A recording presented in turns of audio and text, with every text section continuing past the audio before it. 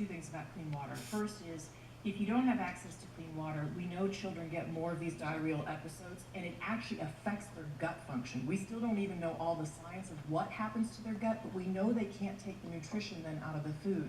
And if you don't get proper nutrition, you can't grow up to your best cognitive ability to then perform in school or in the economy. So it has a profound effect on children. And the other thing I'll say is that it affects girls and women hugely in the developing world, both in terms of going to find a latrine. They'll tell you about standing in line for hours, going a long distance to go to a place that's safe, but they're also the ones that carry the clean water. That is women's work in the developing world, and they will spend hours a day going to carry clean water back to their family.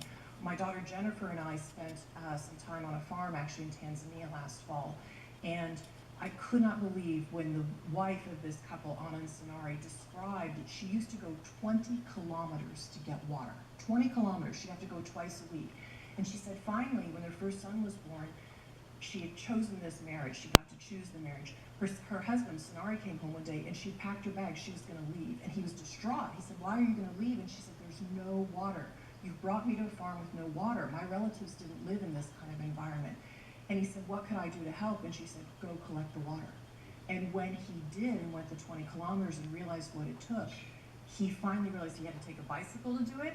The other men made fun of him. They eventually joined him on this bicycle journey, and the men decided to build water pans all around the villages so the women didn't have to go more than a kilometer. That's the difference it makes in their lives to be able to have clean water at that time. But is this becoming an issue for you women, the empowerment of women, both in terms of